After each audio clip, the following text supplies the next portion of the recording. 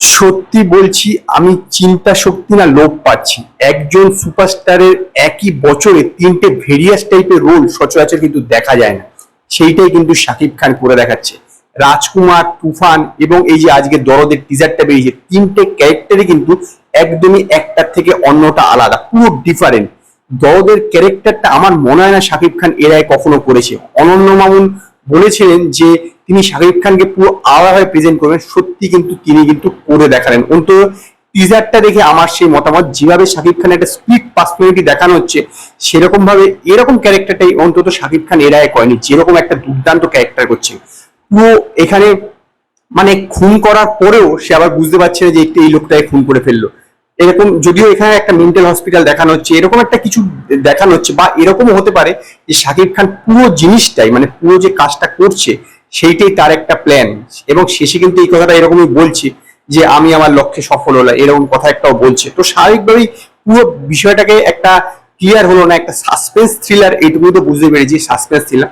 পুরো টিজারটাতে একটা সিন আমার খুব ভালো লাগে, যেখানে সে অটোতে করে যাচ্ছে আর একটা লোককে এরকম বেঁধে নিয়ে যাচ্ছে, রাস্তার মধ্যে দিয়ে টানতে টানতে নিয়ে যাচ্ছে, তারপর টেনে নিয়ে গিয়ে লরির যে উইন্ডস্ক্রিনে মারলো, ওই সিনটা আমার সবচেয়ে ভালো লেগেছে টিজারটার মধ্যে।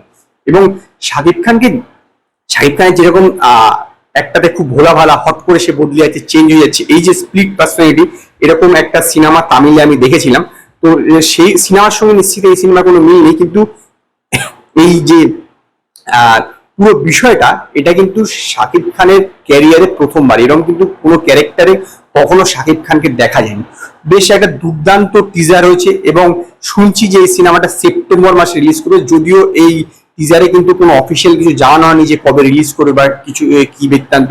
অনেকদিন থেকেই এই সিনেমাটা তৈরি হয়ে পড়ে রয়েছে, প্রায় অনেকদিন আগে, ইভেন রাজকুমারেরও আগে বোধহয় এই সিনেমাটা তৈরি হয়ে গেছিল। অনন্য মামুন বহুদিন ধরে অপেক্ষা করছেন, এবং এই সিনেমাটা 5টা ভাষায় রিলিজ করবে, বাংলা 6টা ভাষায় সম্ভবত রিলিজ করবে। বাংলার পাশাপাশি হিন্দি, তামিল, তেলেগু, মালায়ালাম এবং কানাডা, এই সবকটা ভাষাতে রিলিজ করবে। যদিও শুধুমাত্র এখনো বাংলায় টিজারটা বের করেছে। ওভারঅল টিজারটা কিন্তু বেশ আকর্ষণীয় হয়েছে, খুব আকর্ষণীয় হয়েছে। তুফানের যে টিজারটা ছিল, এটা কিন্তু ডিফারেন্ট টাইপের, এবং যে টিজারটা নো ডাউট ঝড় তুলে। এবার দেখার যে ট্রেলারটা কিরকম হয়, তার উপরে বোঝা যাবে যে সিনেমাটা কি লেভেল হতে চলেছে। অ্যাকচুয়ালি এটা থ্রিলার, তো সমস্ত কিছু এখানে রিভিল করেনি, কিন্তু তথাপি যেটুকুনি দেখিয়েছে সেইটুকুনি এক ঘর সত্যি বলতে গেলে, এক ঘর একটা নো ডাউট একটা টিজার হয়েছে। এবং সেই কারণেই আমি এই টিজারটাকে 5-এর মধ্যে 4টে স্টার দেবো। যদি আপনারা দরদের টিজারটা দেখে থাকেন, তো আপনারা আমায় কমেন্টে জানান আপনাদের এই টিজারটা কিরকম লেগেছে। যদি আপনাদের এই ভিডিওটি পছন্দ হয়, ভিডিওটিকে লাইক করুন, কমেন্ট করুন, শেয়ার করুন, আর নতুন নতুন আপডেটের জন্য আমার চ্যানেলকে সাবস্ক্রাইব করুন।